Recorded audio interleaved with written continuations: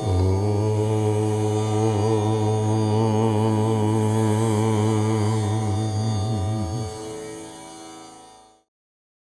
we'll begin by reading from Swami Kriyananda's book, Living Wisely, Living Well.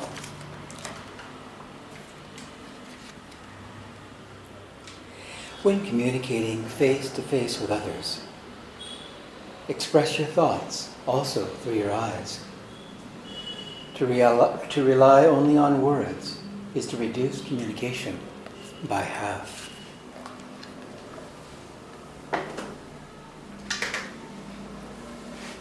Well, to begin with, Happy New Year to all of you, and also a happy upcoming Master's birthday. It's a very powerful time of the year, and certainly a time to dive deep inside, because the time will go very, very quickly, and we want to use this year 2018 wisely, and open our hearts and keep our minds bright to share, especially with others. I had a very interesting story told to me some years back, and I thought I would relate the story to you this evening. A friend of ours had attended a function. I believe it was a workshop of some kind in a hotel, and she was seated around half a dozen women. And this was a fancy neighborhood. I believe it was Newport Beach down in Southern California. And so as she was sitting around the table, she glanced about, and all of the different women were dressed very nicely and made up very nicely. And yet she got a real shock that really took her by surprise. Though, everyone there seated around the table were made up so well, the shock that she got was looking into their eyes. And though their makeup and dress was shining, their eyes were not. And it really had an impact. Many, many people in this world think that by dressing up, although that's of course a very good thing to do and so forth, but by relying on that alone, thinking that we can go around, whether it's in work or wherever we might be, and with a sharp haircut and again, for the women, made up and so forth, again, all good things, that is enough, but it's not enough. Yogis know, as they share, that the windows are the eyes of the soul, that really what we are wanting to do, ideally, is to not only present ourselves nicely with pleasant attire and so forth, but far more than that, we want to share consciousness. As Yogananda said, when you're with people, be with people wholeheartedly. So that means give them, your all. When you're with them, be there for them. And when you're with God, then he said too, be with God then, wholeheartedly. And in that way, we understand how important it is to be in the present moment. And so this reading is a really important one, because Swami Kriyananda said basically, if you're not sharing consciously, in this instance, through the eyes being the window for the soul, as I said, if we're not sharing consciously, doing our best to broadcast the light of our own souls and so forth, then even though we are speaking eloquently perhaps and all of that, it's not enough. It's half of the communication. And so, bit by bit, by understanding that we have come down from God, from pure consciousness, from pure bliss, and here we find ourselves in this world with such a mixed experience, we need to find ways to keep our consciousness uplifted. Yogananda one time, I believe it could well be in the autobiography of a yogi, he was a young boy, And he was a bit dismayed because he was always, as a young boy, going to the saints hoping to draw from them, but he found invariably they were wanting to draw from him. And so this one particular saint that he went to visit was a little confused, and he got the scriptures a little mixed up. And as we read from the scriptures, and it says too, of course, in the Bible, as Christ shared, ye two are gods. And so he was broadcasting to his group of disciples that he was God. And so Yogananda used to keep a mirror as a means to introspect. And that's a very good thing to do, not only to see that our hair is brushed and so forth, but to have a good look into our eyes and see how are we going to be greeting the world with higher and higher consciousness. And so he did something that most, I don't think, would have the nerve to do. He shined the mirror, faced the mirror toward the saint and said, "This is not the God that I am seeking," paraphrasing, and stormed out of there. Well, Yogananda was very pleased by the reaction of this soul. This saint ran after him and said, "You have awakened me from a great delusion. Thank you." And Yogananda said, very sweetly, he said, you would have not been able to say this, utter these words, unless you were a great soul before your assembled disciples. And I thought, isn't that interesting what these great masters would do? I've never heard of any other saint carrying around the mirror and using it to look again into one's face, which is hopefully shining, into one's eyes, to see really what are we giving in this world. And so it's a great lesson to understand that we do all that we can to, again, make ourselves presentable and so forth, but it's not enough. And many, many people do not understand it, perhaps even those with an inner life, that every single day we should consider that someone may be really on the brink, you might say, of despair.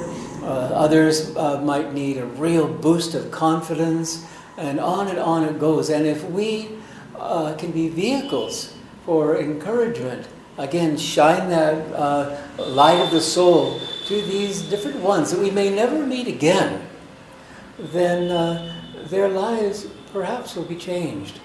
I had an interesting experience many years ago.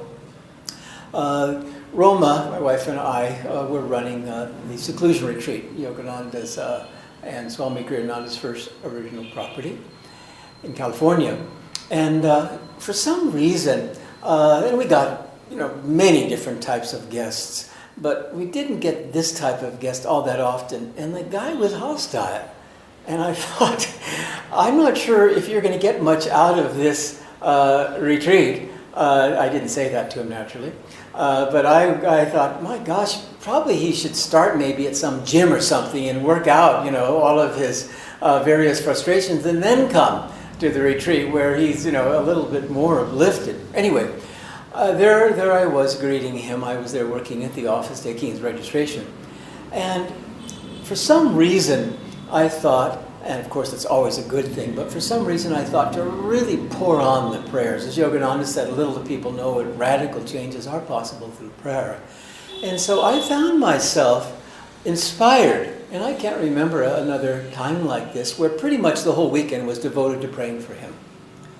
And there must have been some connection from the past. Maybe he fished me out of the water in a previous incarnation, and it was time for me to return the favor. I don't know. And that I do not know to this moment, of course. And so I prayed for him all weekend long. And I believe the retreat was a silent retreat, which we would conduct from time to time, and a wonderful thing to do. And so at the end of the retreat, what was my astonishment when this belligerent man had changed. Now that wasn't astonishing, because I saw a lot of times people would come and they would just shed so much, anxiety and so forth, and even in an hour, not to mention a 24, 48-hour period. So that I wasn't astonished by, but this I was. The guy came up to me, still didn't say a word, and gave me this very, very sweet hug. And I just thought, from someone else, yes, but from you? And it really struck me, because I don't know if I had any influence in that. I think that really, of course, the credit is due to that very special environment. And God willing, my prayers did help. But it was something that was such an extreme from the moment he arrived to the moment that we wave goodbye to him, go with love, to see this change. And his face, too, did not reflect what I saw earlier. He was in a very sweet state of consciousness. And so we do affect one another far more than we think sometimes. And it is a good thing when we are there in the bathroom and we are getting ourselves prepared for the day to look into our eyes and look into our face. I've been having fun lately when I'm there facing the mirror and getting ready for my day to see if God has done a good job with the makeup. Meaning, is that consciousness coming through? And we can see in a glance God's makeup. If by His grace, then there is what I like to call the soft face, then hopefully throughout the day we can retain that and really share with people in whatever way we can. But if I see what I call the chiseled look and worries or something like that are reflected, I think, well, probably see less people today, if that's possible. And if there's any way that if you're going on errands and so forth, go to those shops where you know those people, and hopefully you'll give them something, but also to receive the blessings from them. There's a shop I went to recently, and we're all very friendly there, and the proprietor the other day came up to me and he said, "God bless you." And I didn't know what to think about that, because mostly it's, "Have a good day," and "Thank you for coming." And he said it was so much love that I retained that blessing even as I'm speaking this evening. It was so sweet. And it reminds me of a story that Roma has shared from time to time, and it's really so very, very impactful, where she, I believe, was on a bus there in the San Francisco area, and she glanced to the side and saw a man that was obviously downtrodden and had seen, it looked like better days. And what was her great shock, which turned into a real joy. It was, you might say, a super conscious experience. I believe it was. This man looked up, and he was radiating so much love. It was a true jolt of consciousness that she received. And when people share these stories, and in some instances share dreams, there really can be a transfer of blessings. And there was, certainly for her, because she was there. But for me, and perhaps for others that have heard this story, and the blessing that came from him was a blessing that was, a true surprise, because he did not look like he would be the instrument for such a blessing. He looked like, he needed a crust of bread and a bed to sleep in that night. You never know, as we hear, God comes like a thief in the night. You never know when there will be a blessing of this kind. Roma was reminding me today, this evening, of the time, and this was another shocker, where I was caring for our little infant, and maybe she was 6 months old. I don't recall, but she was certainly an infant. And so I was playing the role, of course, as the father, and and this and that, and I was totally in my role. And And here was this little infant, and in my opinion, so much in need of the caring and so forth, of course, as infants are. And so, what happened to me, I will never forget. All of a sudden, there was a transfer of energy from her soul to mine. And it was a very, very strong and clear message. And this was a 40-year-old. This was not an infant.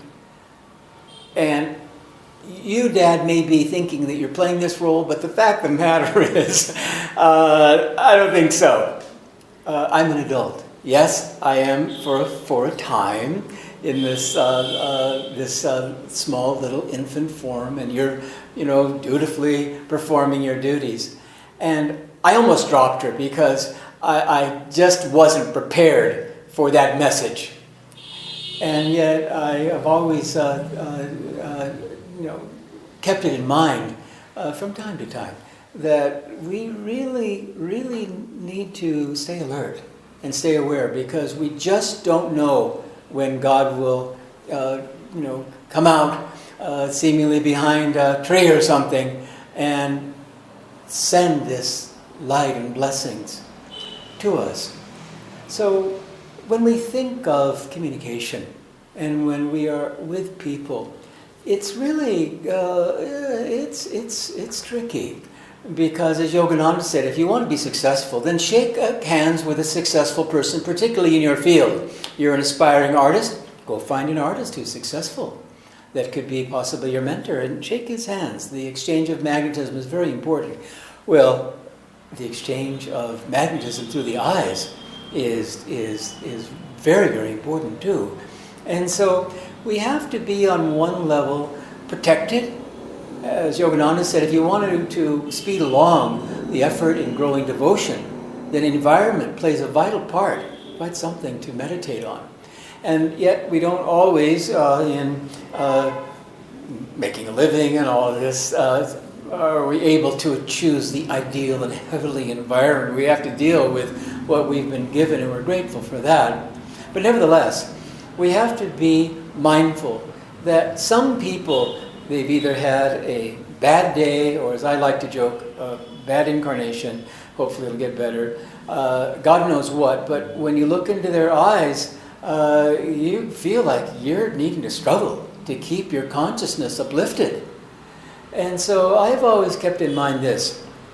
When I have surplus energy, when God has made me up so that, I'm in a good state, then if I'm in an environment that is mixed, and of course many environments are mixed, even in beautiful India, the guru of the world, you never know what you're going to find when you go into a store or God knows what, get picked up by a rickshaw driver, what you're going to find. That one needs to be careful. One needs to know one's strength. And so if you have the abundance of energy, then fine. If someone is, you're not quite wanting to look into their eyes, and give them a good, powerful jolt that you can of blessing. And then, probably best to retire back into the spine, as Yogananda says, live in the spine, come down every once in a while to eat and drink as necessary, to talk, and then back in the spine. And yet, and on the other side, when you're with people that are just fountains of blessings, spend some time with them. There's no question about that, because there are souls in this world. They may be, living very humbly, doing humble deeds, and yet you spend time with them and you do not want to leave their presence. Even as a young boy, I remember that I was very choosy about different things. For instance, I hated getting haircuts. I'm happy to get haircuts now because my wife does such a good job. But in the past, this was really a hardship for me. And the stuff, the cologne or whatever they put on, I didn't like that, and they shaved too close and I looked funny, I thought, and all that. But there was a man there, and his name was Hugh. And there was different barbers there at the barber shop. And so one of the fellows would say, do you want to come up now? And I didn't want to have a haircut from him. I wanted to have a haircut from Hugh. And I thought to myself, isn't that interesting? Because I was an energetic little boy. A, I didn't want to be there. B, being close to the ocean, I wanted to be there. But I was waiting longer so that I could have my haircut from Hugh. And because Hugh had that soft face, and Hugh had, the sweet eyes, he had the magnetism. So I wanted to be in his vibration. If I were going to be suffering, getting this haircut, then let me suffer with this what became a friend. And so after a while, the other barbers would say, I know, you're waiting for Hugh. And I felt a little bit bad because I thought, oh boy, they probably, think I'm being choosy. But the fact of the matter is, I was. And that was something that bit by bit I began to understand that even as a young boy, I was hardly a yogi, that there were different environments and different people and so forth that I felt very comfortable with. And then there were other people that I thought, well, I don't mean to hurt their feelings or anything, but I just don't want to be around them. And so even as a little child, I would do my best, trying to be courteous and so forth, to withdraw when I found that I really didn't have the strength to give them any energy. I basically had to flee because they were stronger than I was in whatever was being broadcast through their eyes, especially, and through their consciousness. And so, as Swamiji said in this very short but a very profound reading, that when we're communicating, be an instrument for God. That's what people want. And in that way, we can begin to relate from the point between the eyebrows, the seat of the soul, rather than from ego to ego, as most people do relate. And as we begin to establish that habit more and more, we find that there will be many more times when we can help people and stay there a little longer in their presence when, perhaps they're bringing us down because we have pierced the veil and we've gone beyond and we see God there. As Yogananda said, if you only saw how beautiful you all are, speaking to a group of devotees, you all are light. And so we wish you a very happy, prosperous, especially inwardly prosperous New Year, but outwardly too, and joyous upcoming happy Master's birthday. And we do hope that 2018 is deeply meaningful for you, deeply inspiring, and that you act as an instrument, as we all are, to share the divine. God bless you.